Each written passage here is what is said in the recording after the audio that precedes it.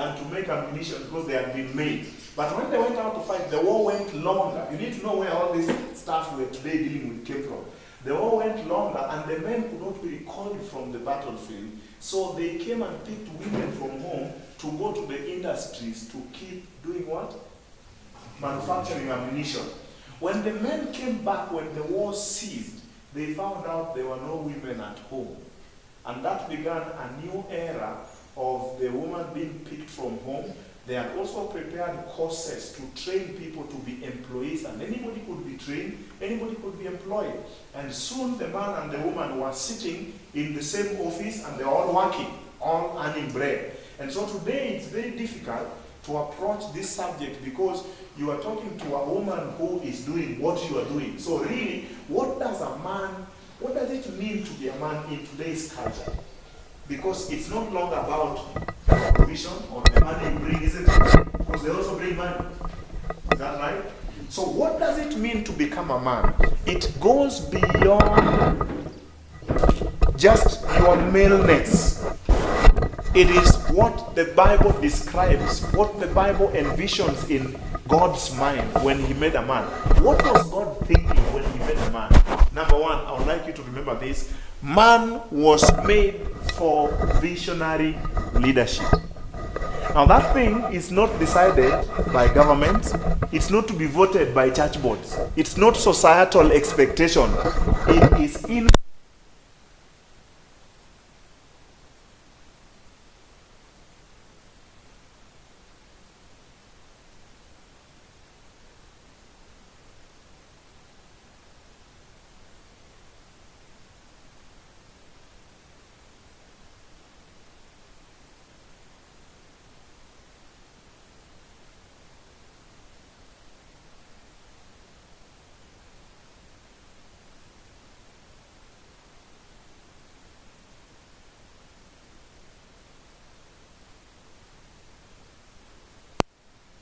father and mother, so that that's a very interesting commandment.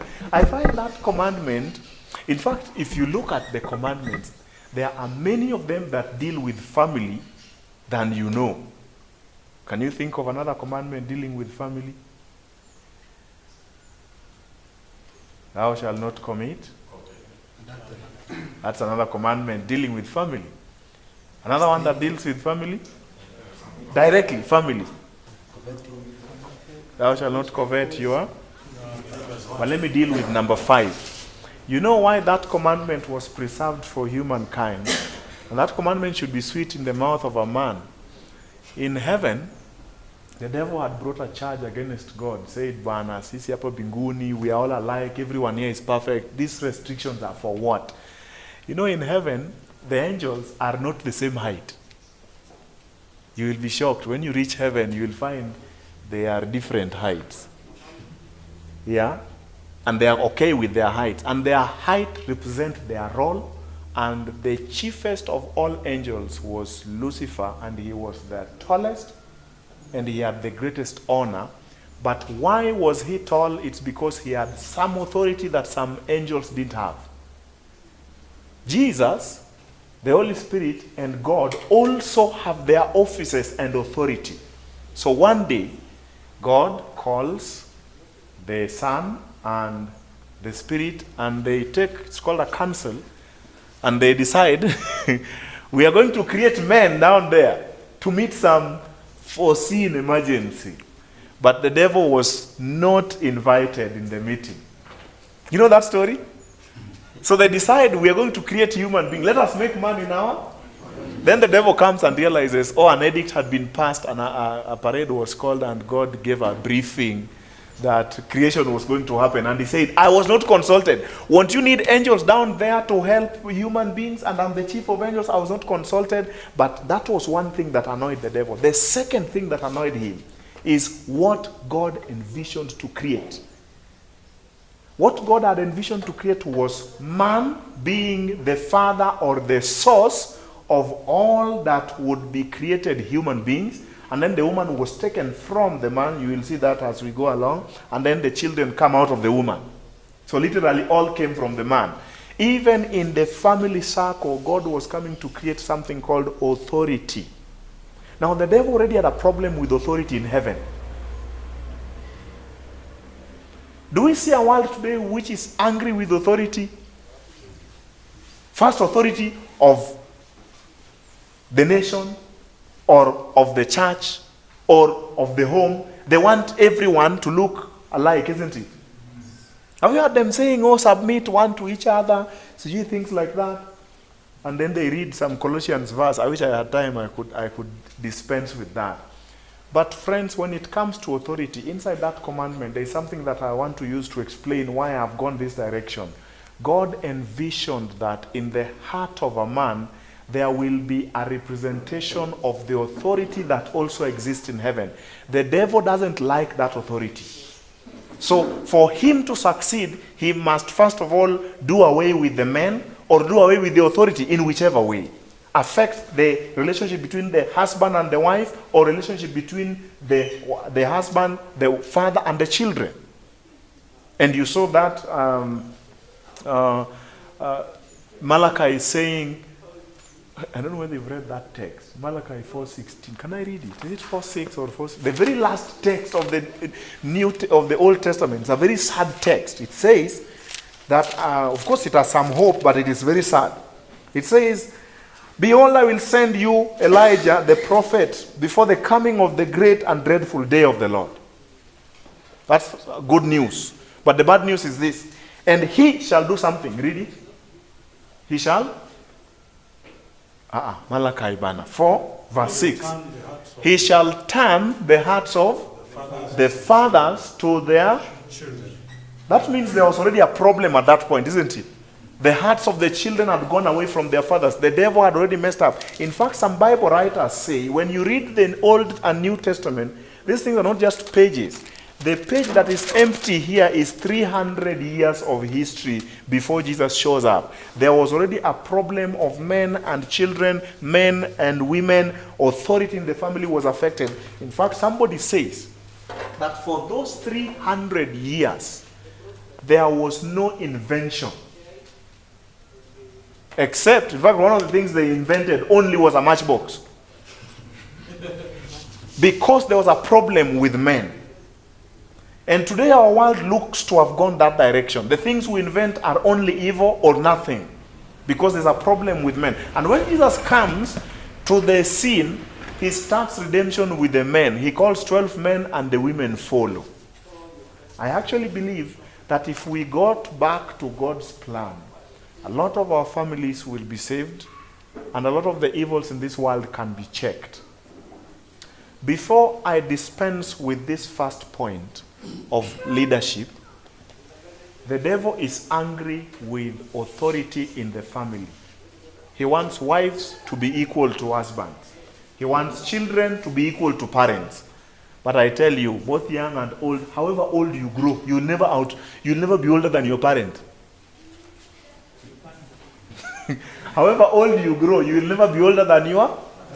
There is a law that God likes. Even when we get to heaven, there will still be authority. Our world today has revolted from authority. The family is the unit for restoring authority. That authority begins with the man, and the man is bestowed with visionary leadership. Now, that doesn't mean you have to be here making announcements. Visionary leadership means you provide ideas, you provide environment for people to bring up ideas. How shall we run our home, isn't it? And a lot of men today have been ousted, or they have been removed, or they don't know that they are the leaders in their environment. Am I right or I'm right? So you see a lot of people making noise here. Oh, Mara, CG. This thing is not a governmental issue. God actually designed it like that. The second thing I think I would like to suggest to you, what God made men to be. God made men to be, can I read the next one? Teachers. I'll tie all that back together. God made men to be teachers. I'll read that from Genesis 2:15. I've wanted to read that text. It's one of my favorite texts. You can read it. Genesis 2:15. It says, And the Lord God took the man and put him in the garden of Eden to dress it and to keep it. And the Lord God, read the next word. Verse 16 now. The Lord God did what? Commanded the man, saying, of every, you shall not, you shall freely eat.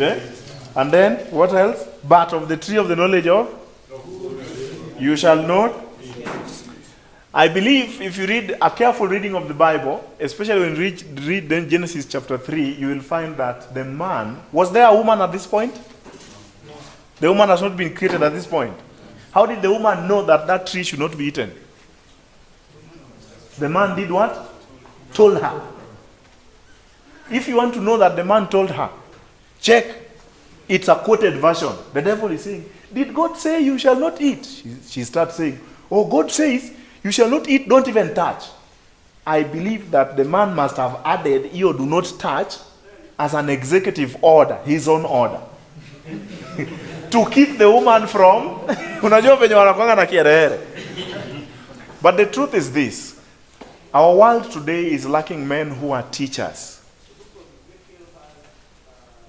And so for men to stand up, I'm going to give you 5 challenges that I would like you to rise up to. If you will make any useful decision in the face of the world that I'm going to show you today, is angry with men, is angry with the family, is angry with God. And the world today is ready to march against its own God. But on the other side, friends, if you look keenly, God is also ready to reap those who are willing to follow his side. And there is a man that is needed. I believe in my house that I am the teacher. I am the one who knows when the Sabbath begins, when it ends. I'm the one who knows how long clothes should become, what people should dress, what is family. And that is the essence of men. Our problem today is most of our men they shy away from, number one, leadership. I am shocked to see. The goodness is today we are sitting with older men than myself. I would like to hear from you men.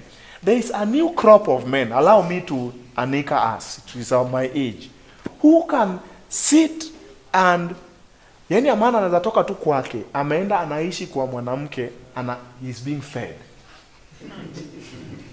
I think that's a curse. What do you think? I would like to hear from old men before I tell you the other 3. Those are the only things I came to share, by the way. Yani umetoka tu. I'm not talking about a time when you are working, you are doing your own things, and then things happen, misfortune, that is allowed. Sindio? I'm not talking about that. I'm talking about a man who just, with his head and his trouser, ametoka tu kwake, ameenda na amekaa, and is okay. Do you see that in our environment today? I'd like old men to comment on that culture. Elder, you want to begin? What I have to say, before I comment, I'll tell you that God has provided for men. God has provided for men. And beneath that is a misfortune you are saying, there's a misfortune that maybe you miss your job. Not unless you are sick. I like that. But if you are normal, you are functioning normally, you miss your job, you can still survive. As a man, you are not supposed to sit down and be fed. That's not right. Bwana chukua hiyo kwa kamera. Hiyo umerekod. You need to come out and do something, because in a way God gave us mind, God gave us energy, and all things that will help us come out of our situations. That is true. If a man sits down and says, now I'm not able and I have to wait and be fed, it's not right. It's because you want to depend on your partner now, because you know, you can see, I can still survive because my partner has something. But it's not right. You are supposed to be the provider, she's supposed to be your helper. Don't depend on that. Endelea tu. Umeshasema point number 3, wewe endelea tu. Hiyo ni point hiyo imesimama. Coming to the point of men, this the mentality of being lazy. You know, you are a boy and you were born to copy your father. If you are born a boy, copy your father because your father is providing. You should be planning now to do what? To provide. You're not supposed to move from that trend of starting depending. You know, they started depending on their sisters. They started by starting depending on their sisters who are working. They depend on their mother who is working. They stop doing their own way, helping themselves to move from their problems. So they don't start from depending on those women. They start by depending on their mother. You know, their mother now babysitting them. Then later on, they start depending on their female relatives.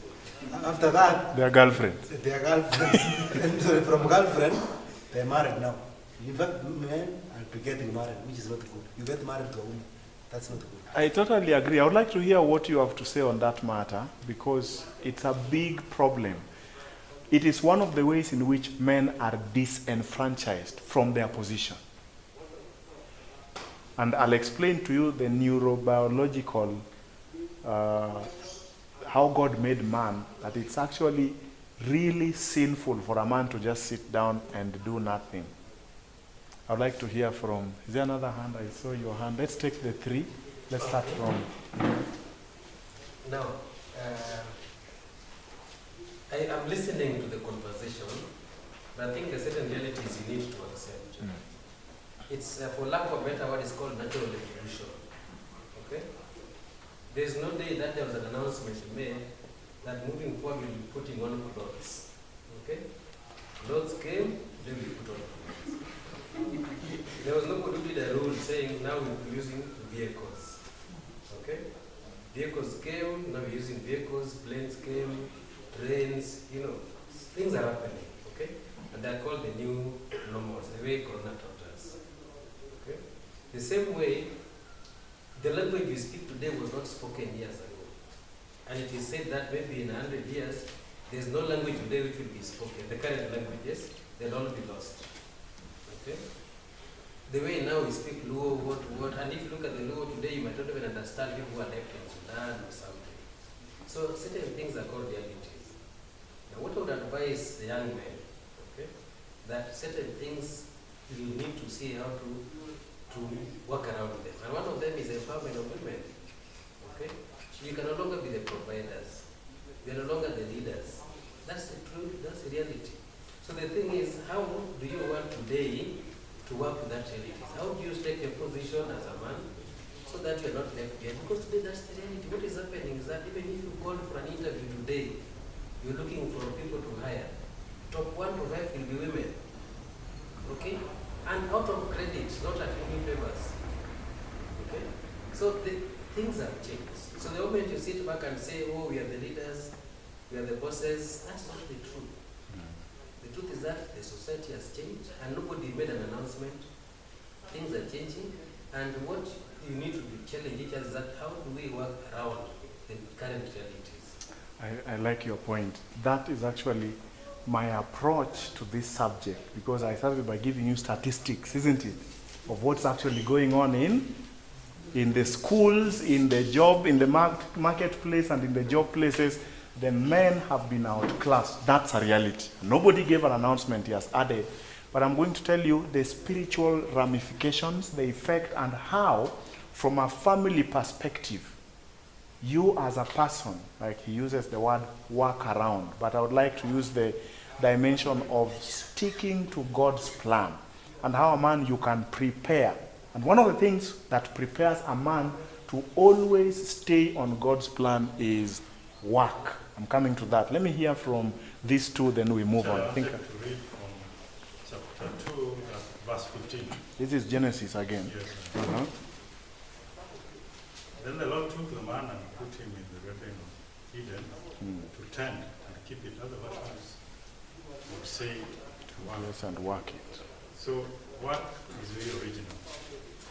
Some people think it's a punishment that was given to man after they had sinned.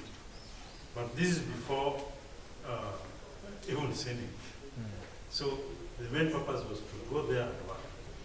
I also see in the current world, the devil himself trying to devise means and ways of stopping work. Actually, the youth, great percentage of the youth are now lowered towards that through betting, so that you can only throw 20 bob, then you can earn $1 million out of just your phone, just sit there. So that one dispels you from work. You don't see the need of going to work the way it was intended. So the devil, apart from chasing you out of work, is now telling you, even if you don't work, you can still survive. But now you are surviving through a dubious means that cannot be actually justified. And because of this, I foresee, actually somebody was saying that the cyber crime has now gone up to the extent that even the banks don't know what to do.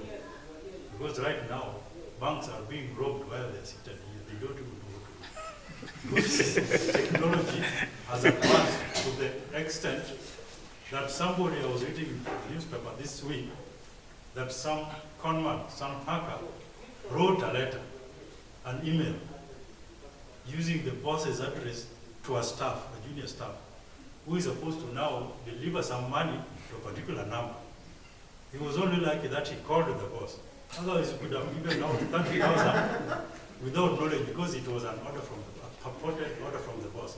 Yet the boss did not even do that communication. So hackers know how to con companies, big people, and you are not even safe with your money in the account. That is So we go and remove. the devil has taken advantage. Just telling you cannot work. You can just sit on the computer and cover your head with a hood. Do a little bit of tap, and you are done. I agree with you. I think I like the dimension this is going. It's not even just the young people alone who are betting. Is that true? Let me hear from Elder before I move this. I have 2 more points up, and then I open it up again. I just wanted to say, I think in the first point of leadership, Yes.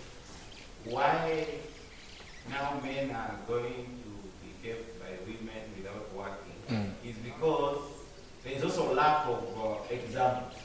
That's true. When you are growing up, you would rarely even see your father in the home. You either see him in the evening when he has come back from work. So I think, going back to the family unit, there is we have single parenthood, or maybe so many women who are not married and they have their children, and the way they bring up, they don't have examples of men in their family, and that is what has actually affected. And then the second thing is the peer pressure, because someone doesn't have a job but he wants to have a certain lifestyle and he needs the money. The third thing is us who have children now growing up. We protect them. We don't want them to do work, even washing dishes. You don't want your child to do that. You say you have employed a house help to do that. So what does that teach the child? That even if I don't do anything, I will eat. And they grow that way and know that I can still sit idling and I have my life. So I think if the family shapes up and we train the children what they should do and to know that work is not a curse. God said that we have to work for us to eat. So if we do that, then the men will grow as men because they know there is a responsibility. I like what you've said, the lack of examples and then the training at home. I don't know, would you let me finish this first part? Yes. What we are saying here is this. It is in God's plan that a man, when you sit in a place, in a home, with your sisters, you are expected to generate ideas. Live like that. Live as such. You are expected to provide solutions. You are expected to give direction. When you are the husband, the whole team is behind you. So you can't just sit. Even in using your wife to be part of the solution is still part of leadership. Even in, marshalling them to this resource, iende huku, ikue huku. It's not just sitting and waiting. Number 2, teaching means you have to learn. So today there's a culture of we don't want to learn. We just, the only thing people read is Facebook or TikTok. There is no way you can learn with gutter press.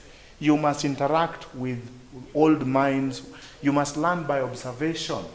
I'm not told any book that Joseph read, but Joseph would go to Potiphar's office and see how he did things. So here we have men who are managing families, managing companies. They are managing this church. You can learn from them. There are men who have already stabilized their homes. You can learn from them. Then the other one is to take care, to guard. To be manly is to provide, is to work like we talked about. That's the reason for your strength, for your bones. Actually, Elder said it is you, unless you are sick. Unless you are sick. So you need to train yourself that way. And then the other role of a man is to be a protector. Now these things are biblical. These are not things I'm just putting up in my head that I think a man will look good. No. This is absolute. This is, you can't go beyond this. And you can't fall short of a protector. The safest place a family should feel is in the hands of a man. The safest place a church should be is in the hands of a man. Unfortunately today, most men use that to beat, to harass, when it's supposed to be for protection, physical protection, and all that. And finally, the last thing why God made man was that man was supposed to be an anchor. Now, some of you may have seen anchors when you go to the ocean, when you go to the lake. Anchors are used when you've done your fishing and you want your boat to stay there. It's some heavy metal. You tie it to some rope. Anybody has seen an anchor? Then you throw it in the water and it goes down and it catches the rock. Now that word anchor, I found out it's picked from the root word to fasten or to bring to a quietness or to stop. So if men would be true to these 5 things that I'm talking about, like being the anchor, being the protector, being the teacher, being the visionary leader, we would be safe. What does an anchor do? An anchor is something that brings the ship to a rest. And you see, our society today it's in so much movement. It's in so much turmoil. If we had men, men have a stability in them. My wife today, she has a behavior of asking me if her clothes looks good on her. So me, I also have a behavior. I usually say, you will ask me about that cloth the day you buy it. Ndio usiniharibie maneno. Whatever, because we are talking about the cloth. Whatever I say of the cloth the day you buy it is the same one you use every day you wear the same cloth. If you buy a new one, you can ask me afresh. Otherwise, you kunisumbua bure. Of course, it's a joke. It's a joke. But the joke is this. That's not even the joke. Jamaa, nguo ni yake, alivaa last week. Leo tena amevaa the same cloth. Hata hajatengeneza, how do I look? Don't change. I'm like, it's your clothes. Have you seen a man? Me, the only day I look at myself in a mirror is when I buy a new clothes. Na nikishajiangalia inabaki hivyo, si ndio? You just go where and move away. Now that is a characteristic that God put in men deliberately. That they are stable in many ways. They don't just keep changing. A woman can wear clothes 2 minutes, ameshaboeka na ametoa. Some of us wear the same suit every Sabbath and be okay with it. Sasa siku hizi kuna hii umama, ni umama tu. Ni umama tu sasa, like men wanting to look like women. Why? There is something in a man that makes you be satisfied with, a man, sasa mwanamume ameenda kwa mira. Anatengeneza nywele. One day I was coming, we used to live in South B. So there was this girl and boy, they were seated in front of me. They might have been old, but for me it was girl and boy because of the conversation they had. So they picked up a picture on the phone and they were arguing vehemently over the picture. Etini nywele yangu. The boy proposed. The lady also claimed, this is my hair. So, my attention was aroused. I said, can I look at why would a man and a woman quarrel about the hair? When I looked at it, I found ilikuwa nywele imeshukwa. So they couldn't tell it was picha imepigwa kutoka nyuma nywele imeshukwa. They couldn't tell whose hair it was. I'm like, has it gotten that bad? Have we lacked role models until men don't know what it means to look like a man, and they are running away from being a man and looking like women, isn't it? Yes. Friends, our society is moved and is waving with winds of doctrine. If we just had men being like anchors, and you just come out of the ship and go into the storm, go into the waters, and go deep down. We need men who are deep. Kuna hii shallowness ya nini? You know. Okay, some of my thoughts are not very good, but I just say them. I look at things that impress people today, and it's a sign of shallowness. Sign of shallowness. That somebody trends for creating shame. And hiyo imeshika attention ya watu. And there was nothing else that happened in that day that was worth thinking about.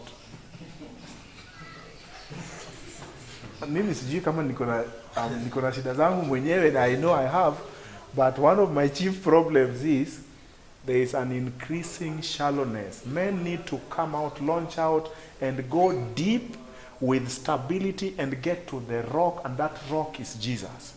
And if we can hold on to that rock, this society would come quiet. And you get to know the quality of our anchor is tested in a storm. Not when the sea is calm. And I'd like to tell you, the storm is here with us. The quality of men is being tested. You know, when you're building, if you're going up, you know you have to go a lot down, isn't it? And some of you have tried building, you know how much money goes into the foundations, isn't it? It's a lot of money. But when you finish building, who sees the foundation? No one. Huh? When you are a man in a house, you have to make noise. You know, I'm the man in this house. A foundation never makes noise. Nobody even sees it, but it's there, isn't it? The Bible says, I would like to read this text in Psalms 11 verse 3. If the foundations are being what? Destroyed. What can the righteous do? In my eyes, I have watched this society. I have one verdict. If I was asked to write a paper, I would easily write it on men and it will fly. The society is thoroughly tested on the arms and muscles of men. And this society is coming down. It might look like it is still there. Most of those things you are seeing is being supported by other things. Men are just left wearing trousers. In my culture, they say trousers only.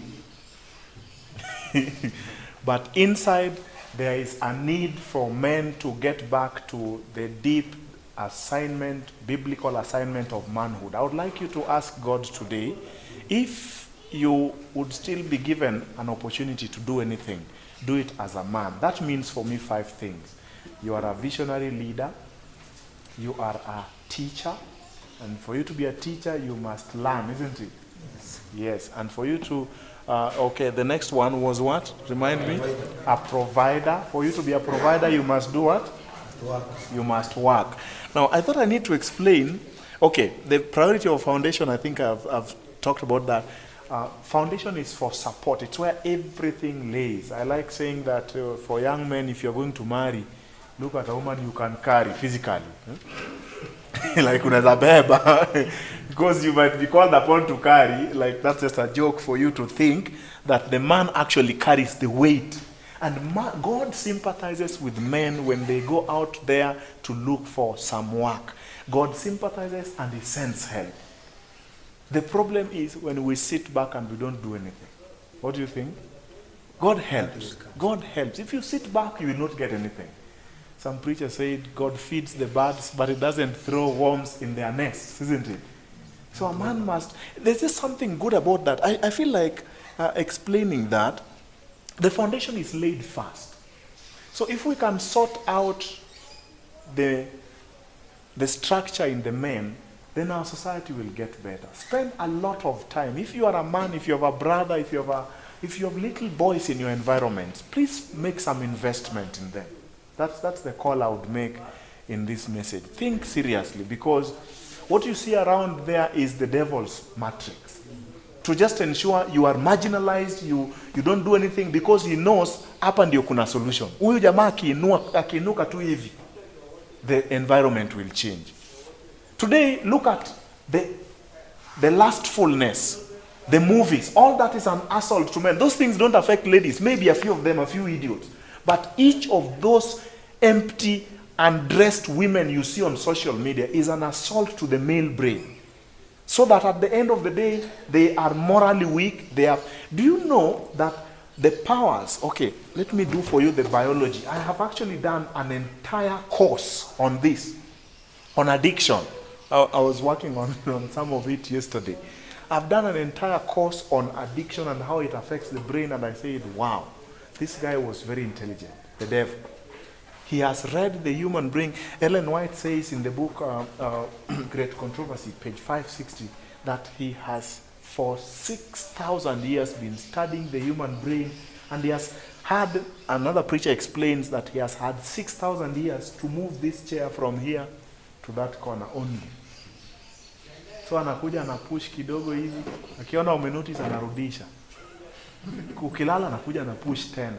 So today things that are obviously evil are accepted.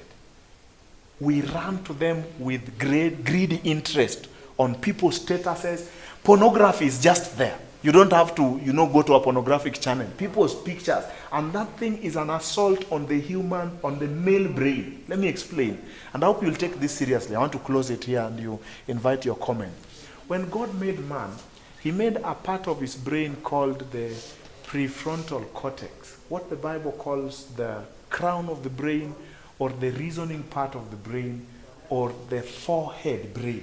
That forehead brain has executive functions of decision, of will, of character, motivation, love, decision, worship, discernment. Abraham had very large discernment, where you just sleep and get a dream and you know that this is not just a dream. God talked to me. Siku hizi haiko imepungua. There's a book I was reading called We Are Entertaining Ourselves to Stupidity. The dumbest generation, the guy called us. And it's true. Because how did Abraham know this was God? How did Joseph? Joseph had a very high emotional intelligence. He knew how to decipher good and evil and decide, no, we are not mixing here.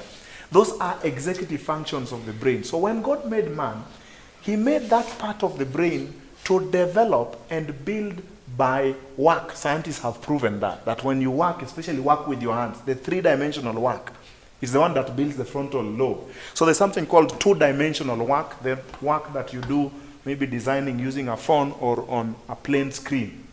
That work has also been established by scientists to greatly diminish the powers of the frontal lobe.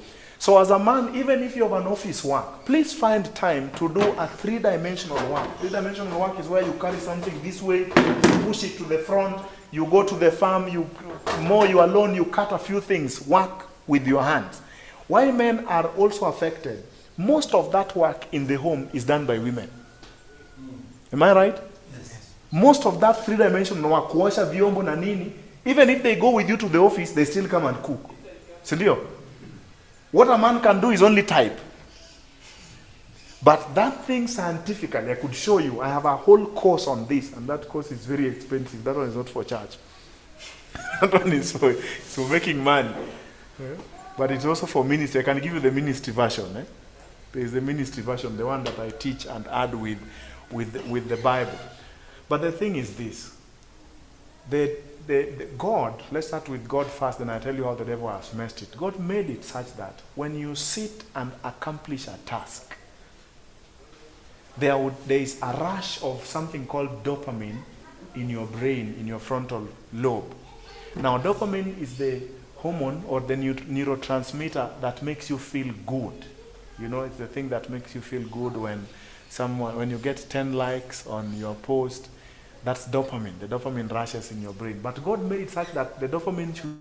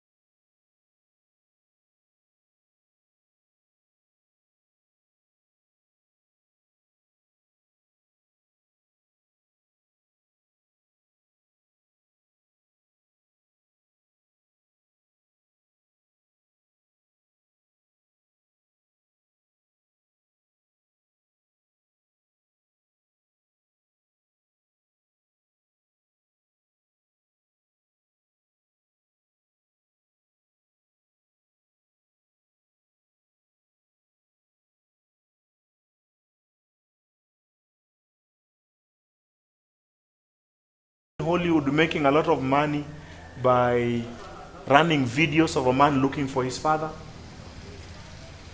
Have you seen that? Even today, there is this thing of child support. There are people making a lot of kill on that. Why has that become an issue? Because God made it that a father is such a serious person in the society. I'll show you some statistics of what just having a father can do to the society.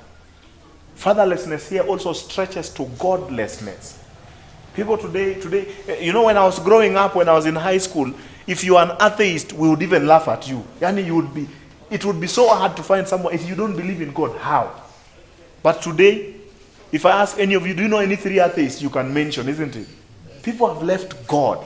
So the lack of men's connection to their God and the lack of connection to older men is a serious, serious detriment to this society.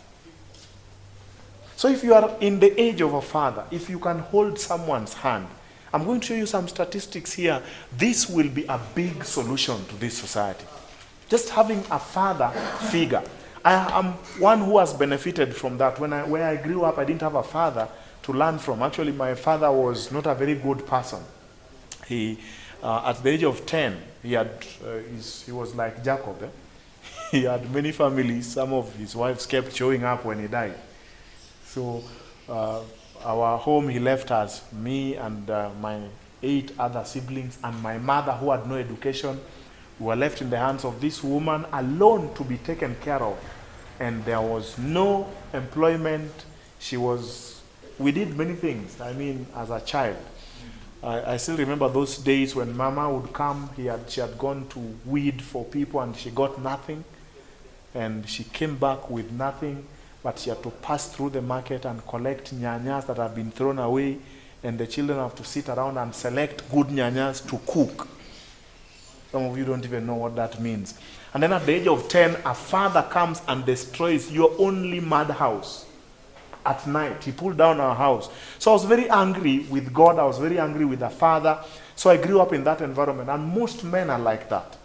I have met many young men who have never seen what it means to have a father or even to be modeled for. That's the point the 2 of them were belaboring. When I came to the city, that's where I met God and came to the Adventist church. Thank God that this church can still have men.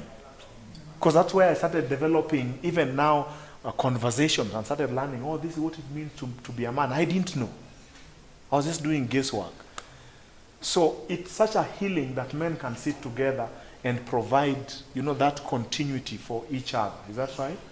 Yeah, something you can do for a younger man in your environment or even as a support for another man. Men suffer from reckless behavior. And that reckless behavior, allow me to say it, sometimes it shows up in terms of sports. I know that thing is in the heart of a man. We are born like that. We like to, somebody said that Adam was not deceived. Wanaume wanakuanga na ile macho kavu ya kuangalia tu, wanajua this is wrong, then they just do it and say, sasa watadu. You know those kind of men, yeah? That thing is just, there are very few men who will be told the law and then they follow. Men naturally too, they want to experiment beyond the borders. Adam looked at that fruit, he knew there was death, he was not cheated. He took that fruit and ate. There are men who know that sex outside your own home can bring you disease and they sin and they still do it. Na machokavu wakiangalia Mungu hivi. I call that reckless behavior. And see it, their wives are bad. And today you see all that. It's a big issue. Men need to learn to, how you solve this one, this number 2, is train yourself to be in confines where you can be checked over. You have what I call accountability. You don't just do wildlife. Nobody even knows where you are. Yeah? That's why when men give themselves even for leadership in church, it preserves them. Men were meant to be brought up in controlled environment where temperatures are controlled. We are not meant to be wild. Number 3 is what? Something that destroys men is? Hiyo ni ukweli ama ni ukweli? Unajua wanawake wakiwa stressed up, watatengeneza women's G conference, waende waongee, wacheke, Men mwanaume watakuwa tu hivi. Ako tu stressed and he's saying nothing. Ako tu hapo. Yaani amekanyagilia tu Na saa hizo he has a lot of stress. And this thing is killing men. I think we need to do something about this. Do we need a Bible verse to put a place where men can just come on Sunday to just learn from each other?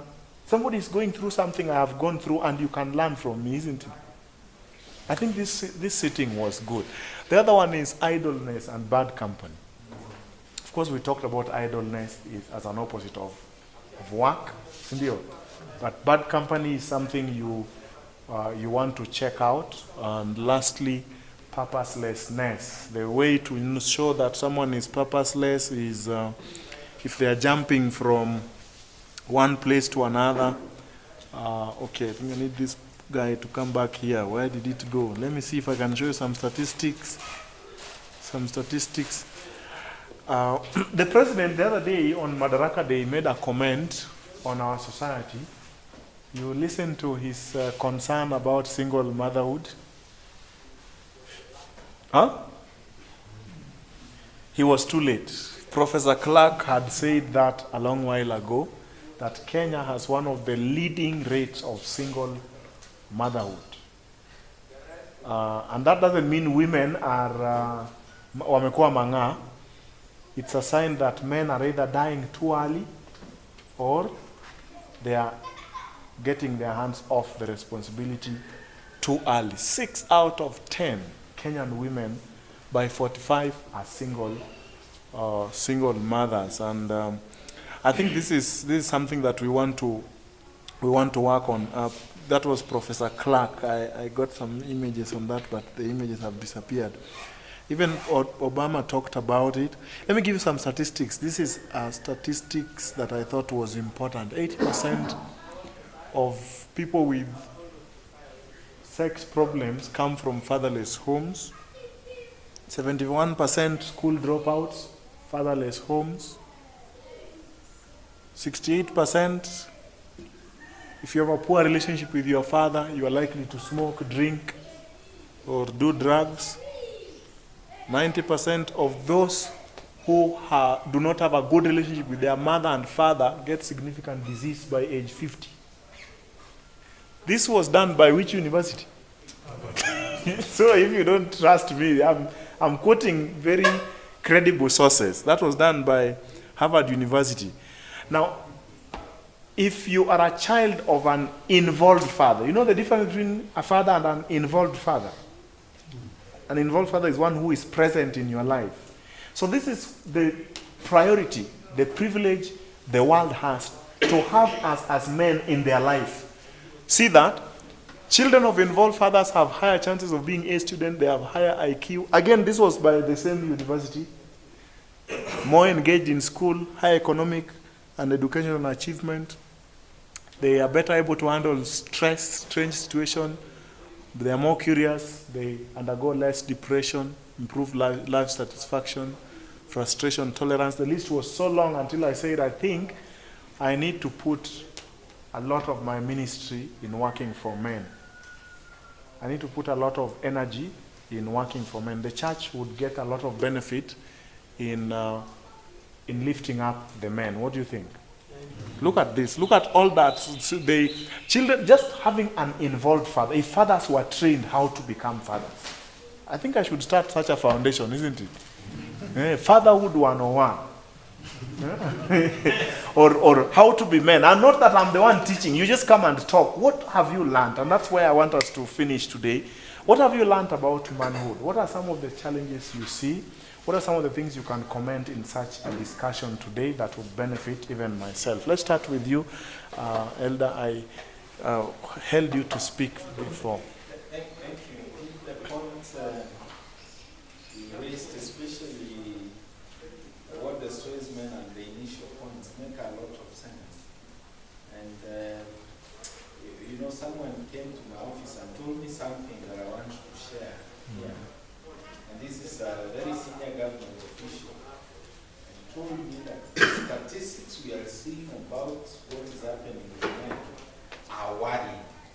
And actually today, I think I shared outside there, that what I saw here today, that we actually need to do serious work in bringing more men to church.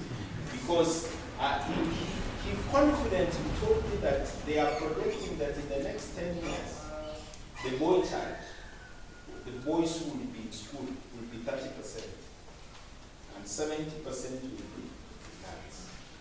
You know, this means that as men, we are actually becoming an extinct.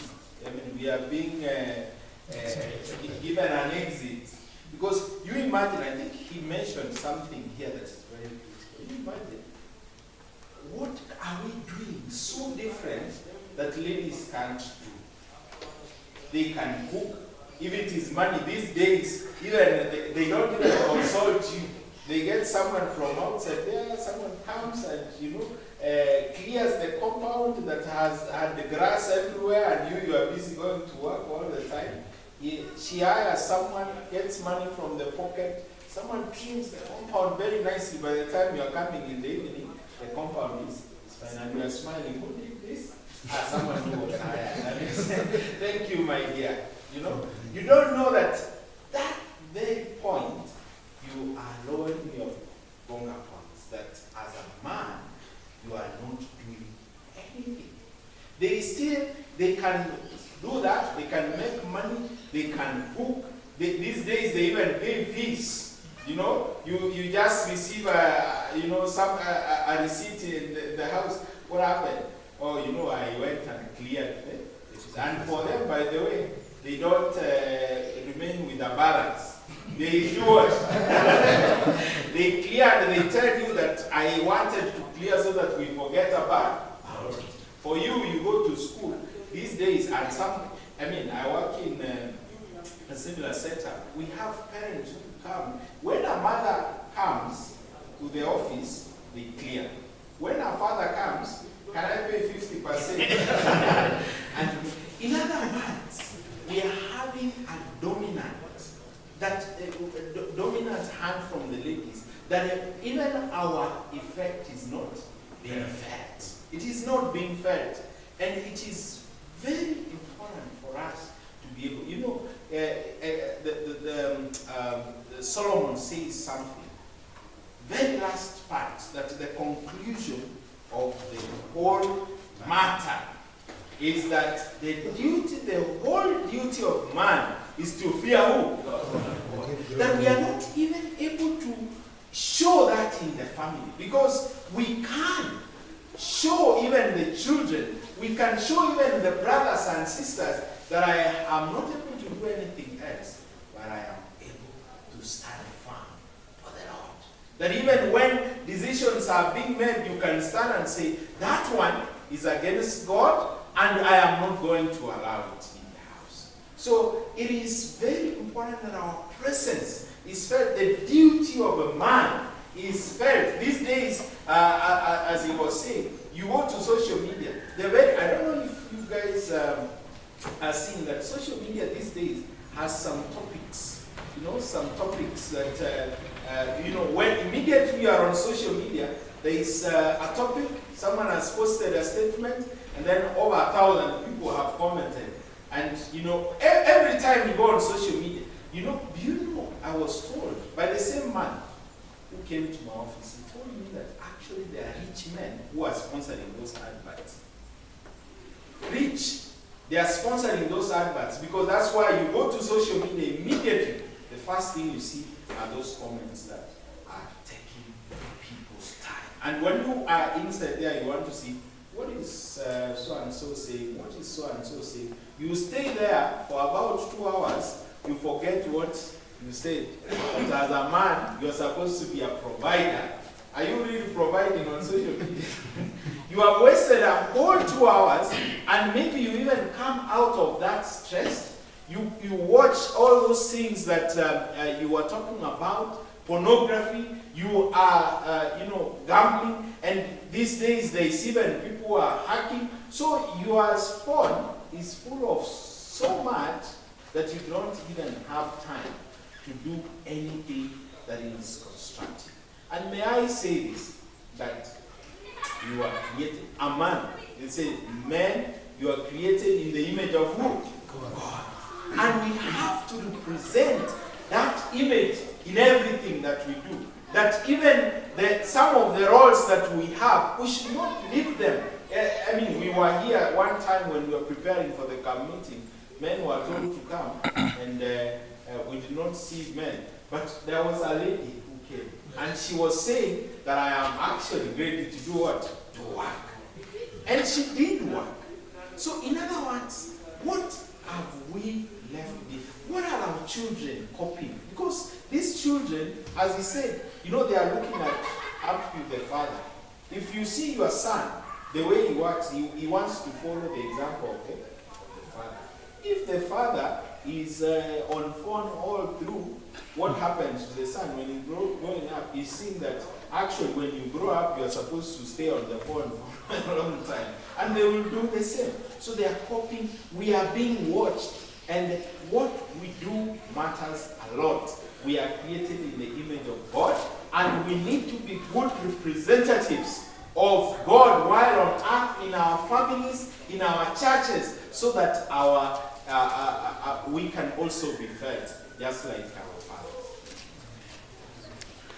Well said. I think that was a good point. Let's just contribute in this discussion. Tukiendelea hivi, wacha tukuje just this way.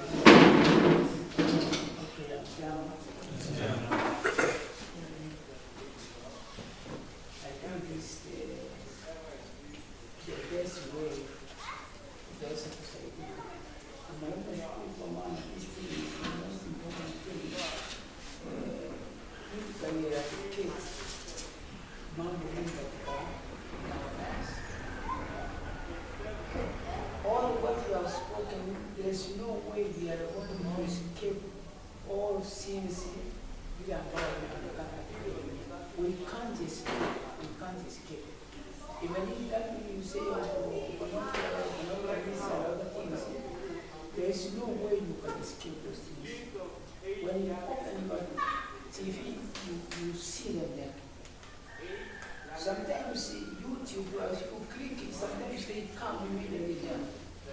You are not going to escape all these things. And that's why Jesus wants to defend us from all ways that we can do. Anapotuambia kufanya kazi, which means he wants us to defend ourselves from being idle in most of the things we do best of kufanya. Kitu ya kwanza nilizungumzia ni kwamba ikiwa tutaanza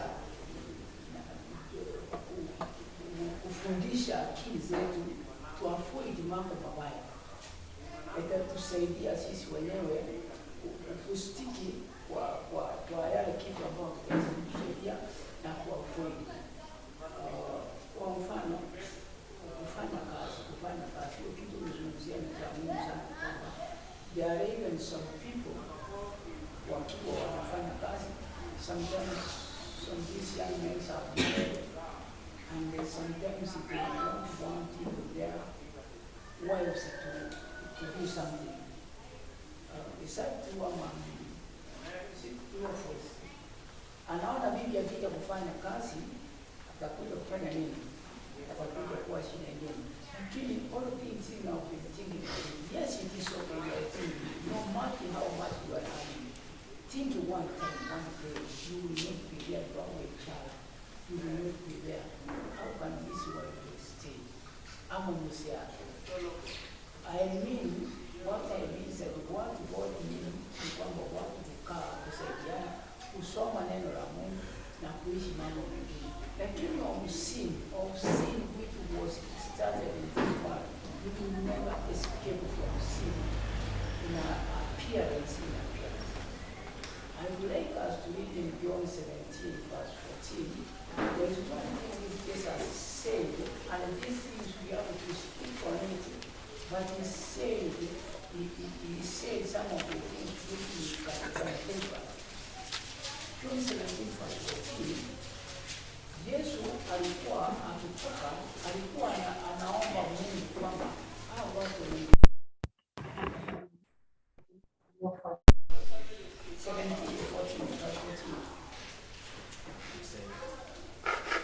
I have given them your word, and the word has created them because they are not of the world. Just as I am not of the world, I do not pray that you should take them out of the world, but that you should keep them from an evil one. Okay. Yes, say something. I don't pray that you take them from the world, but you keep them from the evil. Unaona? Kwa hivyo tunapokaa ukifungua simu ukiona dhambi, ukifungua TV, one time I was passing nilikuwa ndani ya gari nikikaa na hii bado msichana anakaa kama yule anakata nguo zote hapa, anakata ties ananifuata, anakata sasa, angalia hiyo sasa hiyo. That's why I say you are not going to avoid haya maneno hatutaki kuona, utaki kusikia, utayasikia, utayaona, na hata kuarusa. Kitu kimoja ni kule kwamba Yesu alisema niliomba tu uwasuie kutoka kwa nini? Kwa dhambi. But they will continue doing verse 22. We have to care for this thing. Ikiwa we are sitting as men, Christian, who love Jesus, who like Jesus, who Jesus died for their lives. Verse 22, Jesus said, the glory you gave me, I will give them. You gave me the glory, I will give them. As a man, the teacher told us some of the things that a man knows. Fornication, to lie with other women is something bad. He knows, he understands, he clearly knows, and then go forward and do it. Where he started when God gave him. Jesus said, I've given the glory you gave me, I've given. He gave the glory to what we read this morning to Joseph. And Joseph glorified God with the glory which Jesus gave him. So what I can say is, we as men, we are to be very strong in prayers, in crying to God, and to say to defend us strongly from the evil things. Unajua kile mwalimu alisumusia the mind which is strong in our minds, when it is weakened, we do anything that we can. Tutaweza kuona kitu fulani vizuri, tutaweza kutoka nyumbani tunatembea barabara zuri na kitu kingine vile mwalimu alisumusia, hata kama ni nyumbani. Some people asema kupika kwa nyumba, siwezi kupika chakula hata whatever kile nilifanyika, hata ile nilifanyika. Mimi maisha yangu inaonekana hivi, I will take what the teacher said. Mimi nipiti nyumbani nikiwa na wasichana, wakae, mwambie mimi napika. Na ninapika chakula tunakula kwa nyumba na msaa. Lakini vijana, nasikia kijana, tulikuwa naongea na mwingine, anasema I can't.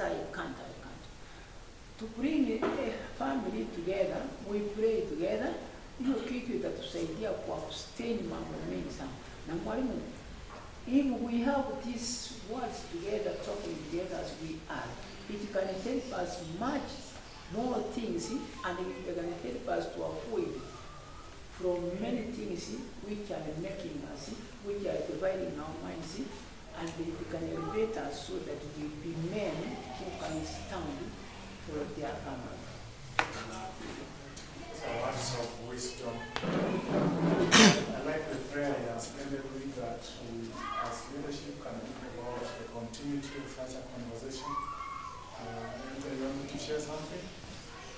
I think just to support the topic today, and just also to contribute also on the issue of absence of fatherless. That's a topic I've reviewed it quite clearly, and I've also used my example because I lost my father a few years back. And sometimes, just as you are getting into adulthood, as a young family, so I've tried to analyze my family and other families which have had parents as they grow in age. So as you get into adulthood, when you have a father, and you see the effect of that on children. So I've seen a very peculiar thing which has crossed my mind, which has proven, maybe just on my family, but I've taken a couple of examples in a number of families. I've analyzed families where, for some reason, the father is there, or they are both parents as they grow into adulthood. And I've looked at even the issues of family values and cohesiveness of those families. They're much different from where there has not been a father as people grow into adulthood. To some extent, as you grow into adulthood, yes, you might be economically stable, but when you look at these two families, of interest is that this issue of authority and even running people together becomes a challenge when there's no father figure in a family. To the extent that you might have a family, everybody is financially stable, but they lack cohesion, family togetherness, so that if you call 5 brothers together, yes, there's a mother, everybody is okay, people are educated, but sometimes in life it's not just about money. That family cohesion is not there because of lack of the father figure. And I've escalated it down, even in my family, direct family. Now, because my father was not there, when I look now at my younger brothers, those who have aligned themselves to me, their lives are much different. Some of them were not even very bright at school, but they eventually even did their own studies, and they're leading very structured life because they have some reference. But those who did not have some reference point, despite having been very bright in school, you find somebody even having earned a lot of money, somebody is just lost, and you're wondering, how come this guy is lost? And the other guy was just an average student, performing very well and being very responsible of themselves. So that denounces or proves the fact that that lack of a father figure or that authority is very important. And it boils down even to us as Christians, because maybe you do not have a physical father, but if you do not believe in a God, you're just there. Yeah? You might have all these resources. At some point, like you say, we as men need to work in a controlled environment, and we need to be in a safe space. And if we can channel those kind of energy and learn from ourselves, then we can move to the next step. Thank you. That's a big point. I want to echo that. There's something for us to learn and to action in the observation you've just made. I read of somebody who did a study of one family. Maybe you could recognize, but out of that family, because of the mother and father being cohesive together and being Christian, he studied their generations, like 7 generations down. And he found out that one generation down, there was a split. One of the sons decided to live just a life of divorce and something like that. So he traced again this family down to 6 generations down and picked one who picked after the father, a structured home, and followed. He found out that in this one first family, out of like 600 children, only about 10 of them lived a bad life, people who went to jail or something. But inside this home, because it was a pastor's lineage, inside this home that the son, he had 2 children, one son became good, another son became anything else. This other home had so many number of judges, very many senators, even the president, one-time president of the United States, a lot of them were pastors, and a huge number of people who, people who are living what you call structured and good life. And this other family is the flip side. 90% of them are into drugs, are into in the streets and every other bad thing. So I think it's an investment we are making, not just for our own self, but even for the society, that we can choose to lead a life that someone can copy. It's not just for the gospel alone. Yeah? it's not just for evangelism, it's for the safety of the society that men will stand in their place. I think we can take two more comments. I saw another hand. Can I see one more? Let's. Okay. What I want to say is like this: for those young people, even if you reach to a point where you are not doing anything for your family, I heard my brother say there, it is the situation that led us to this, to wherever we are, that women are taking control. But what I know is provided you don't leave your space as a man, whether your wife wants more and whatever you're earning, but you make sure you do what? Earn. Make sure you earn. Don't surrender. Like now, me, what can I do? I have nothing to do because everybody knows I'm not working. Everybody, why are you not working? Because working doesn't not mean being employed. Working doesn't mean getting home employment. Working means finding yourself to do yourself. So the most important thing is just find yourself to do something. Make yourself busy doing something which can generate, even if it is a small income, but it is generating something. So that even if it is small, you will make your children learn that even if you are not doing anything great, at least you are doing something. Don't just give up. Don't do it at home because you cannot be a maid in that house. Because at least if you are already partners and not working, they can do those house chores. At least they will be doing something. But find a man seated and you find a lady going to work, then comes back, you still want them to go to the kitchen, cook for you, and feed you. Will that work? It will not work. Because they will see you're becoming much of what? A burden. So what you do is, as an individual, as a young man growing, have it in your mind, I have to earn whatever it takes. It doesn't matter what I'm going to do, but you have to do what? I have to earn. That's an important point. Last Sunday, I went to Marikiti in the morning.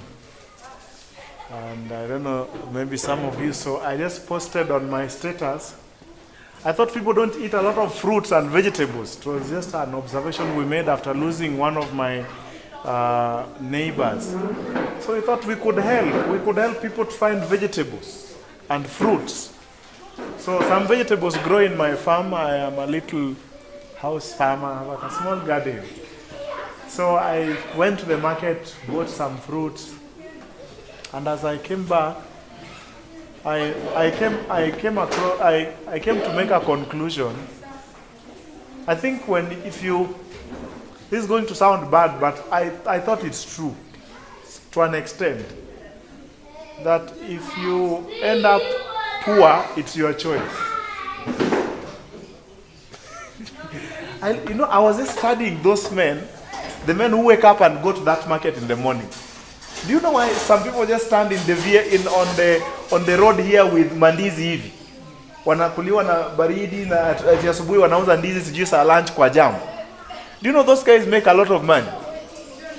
I went there, I looked at, when you go inside the market, the cost of those ndizis is so low. They were doing a kilogram for oranges. A kilo is 50 bob. So I was like, a kilo of orange is 50 shillings? And it was about 8, 9, 10 oranges. I brought those oranges, and before long I had sold all of them. I invested, I just put them in my boot. Maybe some of you may not have a car and you'll say, okay, I can't do that. But you don't have to carry the size of a car boot. You can carry your own size, isn't it? I bought 4,000. Before end of the day, I sold them at 7,000 shillings. And I was not selling it, I was looking for profit. In fact, I enjoy doing that. I noticed I can use that to do evangelism, because I told my wife, we usually do some juice recipes at home. We have a lot of knowledge in foods that can heal. So we said we want to do this, but if somebody buys, we give them a recipe how to combine this to treat blah blah for diabetes, for whatever different conditions. So I just thought that's a very interesting life. So that was the other Sunday. Last Sunday, there was a book launch in Kahawa Wendani. So I was going to speak. I said, okay, before I go, I must buy my fruits. So I went to the market in the morning. In the afternoon, I was at the launch. When I finished, people came to the car and they bought everything again. I noticed I think we just have a locked mentality that we must do a certain work. I personally think if I go back and check, I think those guys could be earning a lot more money than some of us who go to the office. I think, yeah. Because I experienced it for the first time. I was actually buying and selling. And I was selling at a you know, when you go to buy, for example, a pawpaw, how much do you buy pawpaws for? 100 bob. Those pawpaws, my friend, 3 of them, 3 good size ones inside Marikiti, you will get them for 90 shillings. So the problem is that time that Marikiti is open, most of us are asleep. So when you wake up, you must buy the one who was brought for you, who has brought it here. Yes, you must buy from the one who has brought it here. Yeah, and the whole of the week, that's what I've been doing. I go to work, I'm always carrying. I ask my colleagues, can I bring you fruits? They're like, yeah, bring me. I think it is evil to be broke, I think. I don't know what you think.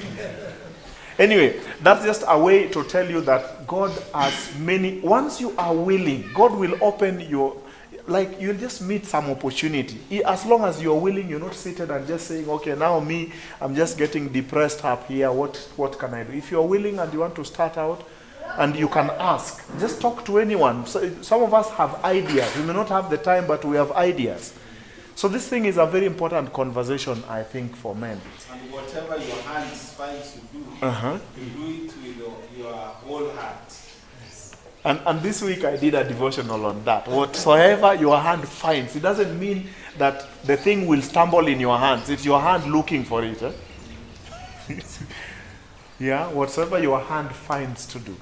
That's a very important text. You know, there are many things you can do. You can help someone with their errands. Yeah? You can hold meetings like this. Look at your talent as a man, but by all means be doing something. But the last thing I would like to tell us is, as you work, as you look for money, please add to your looking for money, looking for souls. There is a way those two things go nicely together. It's just sweet. As you look for money to feed your children, look for some souls. Like, mingle your business with kutafuta tu mtu, yani your neighbor akuje kwa Yesu. There's just fun in that. I could talk about that the next time. Many ideas that we can use.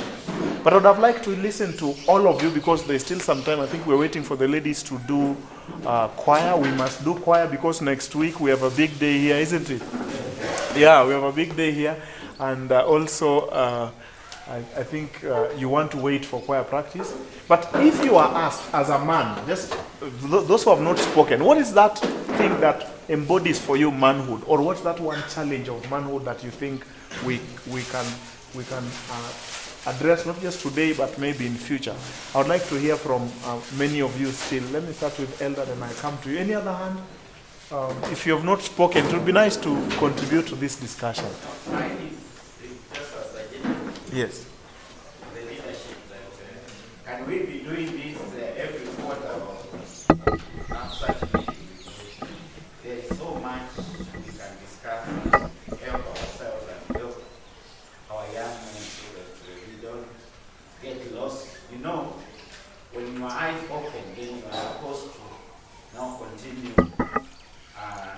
trying to help yourself. So because we have never done this before, and I'm seeing there's a lot of learning for everyone, we should arrange very often. We can even meet in the morning, have breakfast, and have a topic like this, and we have a specific topic, and that will help us grow spiritually and also in our person. So Very well. I think that goes. I think that's a very good suggestion. In Nairobi East, we used to have breakfast, amo breakfast. And amo breakfast, this is actually what is supposed to do.